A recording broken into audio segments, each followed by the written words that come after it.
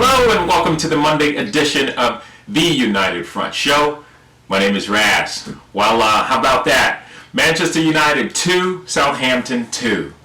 And look, definitely not the result that we wanted, especially considering the position that we were in. We had an opportunity to be in third place, but we stayed fifth simply because the draw only gets us 1 point. Chelsea is still a point ahead of us. And we are tied with Leicester City, and only Leicester is in fourth place because of goal difference. Lots of positives to talk about, and we're going to talk about those positives here in a little bit. And we'll also talk about what we've got going and what's coming up. The team obviously didn't play as well as we've come to expect, simply because, when I look at it, there's several things that were wrong. Obviously, Pogba didn't have the best game. Southampton scored first because Pogba gave the ball away. He made up for it as the game went on, but you could definitely see that the energy wasn't there. Not really sure if we underestimated what Southampton were capable of doing. They proved to be a solid team today. Look, Solskjaer came out and said we did not deserve to win. So I stick with that. But with that being said, I think that Southampton have done something very, very important. As we are winding down the season and we are on a high, Southampton are the only team, I believe, that have figured out how to beat this Man United team. We obviously showed great character after going a goal down, to come back through Rashford, his persistence, and, scored a great goal. And Martial, unbelievable. Not only did Martial score, but he also provided the assist to Rashford to score the other goal. So, well done, Martial. Played typical number 9 role. Even at the end of the game, he looked like he could go, a few more minutes. Had a lot of energy. Towards the end, obviously, Man United were tired. You could tell we were exhausted. Bruno Fernandes, probably one of the worst games he's had. But look, this is a team sport. We didn't have a very good game. Some very, very big concerns that I want to raise here. And this is, earlier talked about how Southampton have figured out a way to beat Man United. And I don't remember a team being as physical as Southampton were today. The last time I remember a team being that physical, look, we lost Luke Shaw to injury. He had to be substituted. I can tell you that Greenwood, that kid, what's his name? Romeo? He used to play for Chelsea. He's the one who fouled Greenwood. That was intentional. He should have gotten a red card. That was unacceptable. I don't know where these referees, what game the referee was watching. Just because you're not looking, as you are hurting somebody, just because you're looking away as you're hurting somebody doesn't mean that, that should not be a foul. So they've really, Martial got hacked a few times. They were really rough with Bruno. They were extremely, extremely physical. And obviously that was the difference. You could say that Southampton wanted it more than Man United, but to be honest with you, I don't think they wanted it more. I think they came there with a game plan to be very physical, and that was the way that they were going to, get away with a point or maybe even 3. We were lucky that, they only got away with a point because towards the end, our team were obviously tired. They felt like, it looked like they'd been in a battle and they were ready for that game to be over.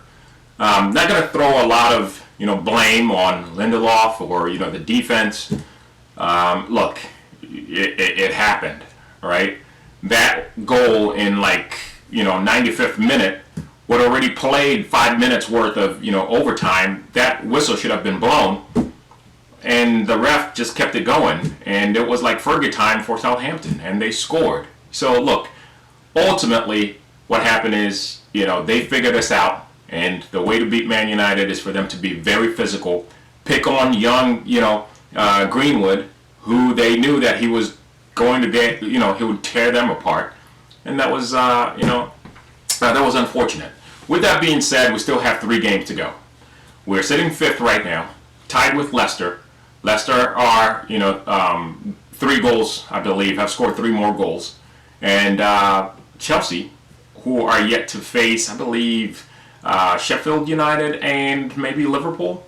So those are some tough, games coming up for them, and they could still drop points. The most important part, I guess, in the next coming days is for United to make sure that we get a break and we're healing and we are ready to go again, because I can tell you that the injuries are piling up, and it's not going to be, it's not looking great, simply because of the timing. We have another game on Thursday that only gives us three days of rest, which is not enough. And then in addition to that, we have another, game, I believe it's on the weekend, where we get another 3 days of rest or something like that. After that, we only get 4 days. So it's like, wow, can we get a break? So let's look at the games that are coming up so that I can be a little bit more specific with what's going on. So we know that Leicester, who are tied with us, play Sheffield United. So not Chelsea, pardon me. Leicester plays Sheffield United on Thursday. That's the 16th. After that, their next game is on Sunday against Jose Mourinho, and that's going to be, hopefully, Jose can do what he does when playing teams that require a little bit extra strategy and preparation for. So we'll see what that does. Our final game is on Sunday, the 26th, sorry, and Leicester, is the team that we play, and that's going to be at Leicester. So we have to win that game. Right now, I get it. We have to look at the next game and the one after that, and so on. But that game is very, very important. In addition to that, Manchester United play Thursday. We've got Wilfred Zaha. We're playing them, Crystal Palace. And then we've got the FA Cup on the 19th. So that is Wednesday, Thursday, Friday, Saturday. So Sunday on the 19th, we play Chelsea. And then Wednesday is when we play West Ham. So we get to face David Moyes. And hopefully he doesn't have a chip on his shoulder. And then our final game, the 26th, against Leicester. So lots of tight games coming up. It's going to be definitely a tight schedule. Looking at Chelsea, let's see what their schedule looks like. Look, I don't think it really matters at this point in terms of what Chelsea go out there and do, because as long as they are going to be facing Liverpool, there's an opportunity for us there to close that gap, and all we need to do is win the rest of our games. We'll be providing some updates on injury updates. By the way, please don't forget to like and subscribe. Almost forgot about that. We'll be providing some injury updates on there, and then see what's happening. So there are some positive things to take away. Number one is the fact that we're still unbeaten. That's important. I get it. It's not like we're still third. We wanted to be third. Number two, we still have an opportunity to win more games. There's still a lot of football to be played. In addition to that, we have the Europa League. We can use that as an opportunity to crash that gate and play Champions League football, because ultimately that's what it's all about.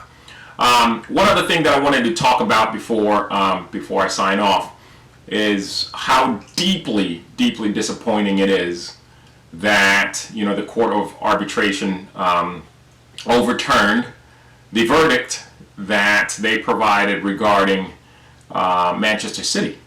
So Manchester City obviously broke the financial fair play rules. They were supposed to be suspended from playing European football for 2 years. And somebody at, Man City's got some deep pockets, and they were able to, overturn that rule. So it's unfortunate that football has come to this. I can tell you that, the financial fair play has lost credibility. They might as well throw that book out the window. And what that means is that, Man City will continue to do what they'll do, which is, they'll continue to buy players for, a lot of money. And, their bench is better than almost, any other, bench that there is in the Premier League. I know for a fact that it is, simply because they're really stacked. And to be honest with you, that's what we kind of need in terms of quality. We don't need the expensive player, but we need better quality. Man United need better quality in order to compete. We also need some physical players that can, withstand the punishment that the boys took today. I don't remember. I mean, Stoke City was the last team that I saw that was that physical, and that was several years back. That was almost embarrassing. But you know what? It's a tactic that they used, and it worked very well for them. So, looking forward to providing some more updates, hopefully here very soon. Until then, I will see you on Wednesday, and have a good one. I'm out.